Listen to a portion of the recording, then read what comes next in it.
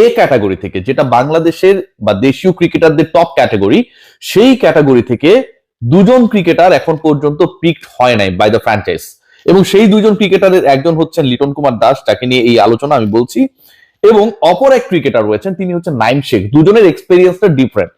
নাইম শেখকে ক্যাটাগরি এ থেকে 50 লাখ টাকার ক্যাটাগরি, যেটা যদি কোনো দল আগ্রহী হতো নিয়ে নিত, তাহলে এটা নিয়ে আসলে নাইম শেখের থাকে না যে দেনা পাওনা বা লেনদেন নিয়ে কোনো ঝামেলা হচ্ছে, তিনি যেতে চাচ্ছেন না কিন্তু জোর করে নিয়ে নিচ্ছে, এরকম কোনো সমস্যা ছিল না। তারপরেও নাইম শেখকে কেউ নেয়নি। 50 লাখে নাইম শেখকে কিনতে কোনো দল আগ্রহী হয় নাই। লিটনের ক্ষেত্রটা একদমই ডিফারেন্ট। টি-20 ফরম্যাটের ক্যাপ্টেন, পারফর্মার, প্রত্যেকটা বিপিএল এই লিটন কুমার দাস পারফর্ম করেছেন বিভিন্ন সময়ে। এই মুহূর্তে আন্তর্জাতিক ক্রিকেট যদি আমরা কম্পেয়ার করি, সেখানটায় তিনি গুরুত্বপূর্ণ রোল প্লে করছেন। গতকালকের ম্যাচে অসাধারণ ক্রিকেট খেলেছেন। উইকেট কিপিং অপশন হিসেবে যে কোনো দলের জন্য একটা নির্ভরতা, ক্যাপ্টেন্সির বোনাসটা তো রয়েছেই। সেই লিটন কুমার দাস 6টা দল এবারের বিপিএল এ খেলছে, সেই 6 দলের কোনোটা দ্বারা পিকড হয় নাই। কেন? লিটনকে 50 লক্ষ টাকা দেওয়ার সামর্থ্য কারণ নেই, নাকি অন্য কোনো কারণ? যতটুকু আমি জানি যে Liton Kumar Das he was asking around 1 crore plus, 1 কোটি প্লাস তিনি চাইছিলেন যদি তাকে কোনো দল ডিরেক্ট সাইন করাতে চায়।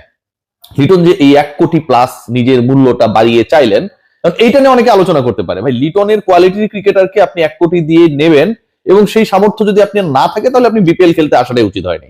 সো লিটনের চাওয়া নিয়ে আমার কোনো ধরনের আপত্তি নেই। কেন? দ্বিতীয় পয়েন্ট যেটা, 50 লাখ তো তার বেস প্রাইস, এখান থেকে নিলামে ডাকা হবে। এর আগে যেমন যার মূল্য যেটা, সেই মূল্যেই ওই ক্রিকেটারকে কিনতে হবে, এর বেশি কাউকে দেওয়া সম্ভব না উইদাউট আনলেস ডিরেক্ট সাইনিং। কিন্তু লিটনের ক্ষেত্রে বা অন্য ক্যাটাগরিতে যে ক্রিকেটাররা রয়েছে, এবার যেহেতু প্লেয়ার্স ড্রাফট না, নিলাম, অকশন, এবং এই নিলামে ধরেন 3টা-4টা ফ্র্যাঞ্চাইজি লিটন কুমার দাসকে দলভুক্ত করতে চাইলো, তখন হুট করে, মানে যেহেতু ক্যাটাগরি 1, ওটা বেড়ে হবে 55, 5 লাখ করে বাড়বে, প্রত্যেকটা বিডে 5 লাখ করে বাড়বে, এবং এটা 2 কোটিতেও চলে যেতে পারে, কথার কথা বলছি। যদিও প্রত্যেকটা দল লোকাল প্লেয়ার্সের জন্য 4 কোটি 50 লাখের বেশি খরচ করতে পারবে না। আমি যেটা বলছিলাম যে লিটন কুমার দাস যেহেতু এখানে নিলামে উঠেছেন, 50 লাখ টাকার প্রাইস মানে 50 লাখ টাকায় তাকে কিনতে হবে বা তিনি বিক্রি হবেন, ব্যাপারটা এমনটা না। তার প্রাইস বাড়ার সুযোগটা রয়েছে। তাই লিটন কুমার দাস ডিরেক্ট সাইনিং এ কোনো দলের সাথে যান নাই। আজকে সবচেয়ে বড় ঝড়টা আমার কাছে মনে হয় লিটন কুমার দাসকে কেন্দ্র করে বিভিন্ন ফ্র্যাঞ্চাইজিগুলোর মধ্যে হবে। Wicket keeping option, inform cricketer, national টিমের ক্যাপ্টেন, এবং সবচেয়ে বড় ব্যাপার যেটা, লিটন মানে আপনি একসাথে 3-4টা অপশন পেয়ে যাচ্ছেন। সো লিটনের প্রাইসটা শেষ পর্যন্ত কোথায় যায় সেটা দেখার, এবং একইভাবে ক্যাটাগরি এর অবশিষ্ট ক্রিকেটার নাইম শেখকে কেউ কেনে কিনা সেটাও দেখার। ইন্টারেস্টিং পার্ট যেটা ক্যাটাগরি বি, এই ক্যাটাগরি থেকে কারা হট কেক, তার আগে কারা ফ্লপ কেক, সেই আলোচনাটা আমি করতে চাই। দেখুন, ক্যাটাগরি বি মানে 35 লক্ষ টাকার যে ক্যাটাগরিটা রয়েছে, এখানকার সবচেয়ে ডেঞ্জার জোনে থাকা ক্রিকেটার হচ্ছে জাকির আলী অনিক। ক্যাটাগরি বি তে রাখা হয়েছে। কেন জাকির আলী অনিক ক্যাটাগরি বি তে রয়েছে, I have no proper idea, আমাদের লিপু ভাই ভালো বলতে পারবে।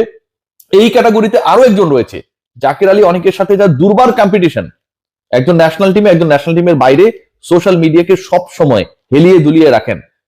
জাকির আলী অনিকের সাথে যার ভয়ঙ্কর কম্পিটিশন, সেই ইয়াসির চৌধুরী রাব্বি। গতকালকে ইয়াসির চৌধুরী রাব্বি তার নিজের ভ্যালু বাড়ানোর জন্য নিজের ফেসবুক পেজ থেকেই লাস্ট বিপিএল এ কি করেছিলেন সেটা পোস্ট করেছিলেন, এবং সেটা নিয়ে আমরা দেখেছি মানুষের মধ্যে হাস্যরসাত্মক প্রতিক্রিয়া। ইয়াসির চৌধুরী রাব্বি এবং জাকির আলী অনিক, এই দুজনের প্রাইস 35 লক্ষ টাকা, মানে এদেরকে নিতে হলে ন্যূনতম 35 লাখ দিতেই হবে।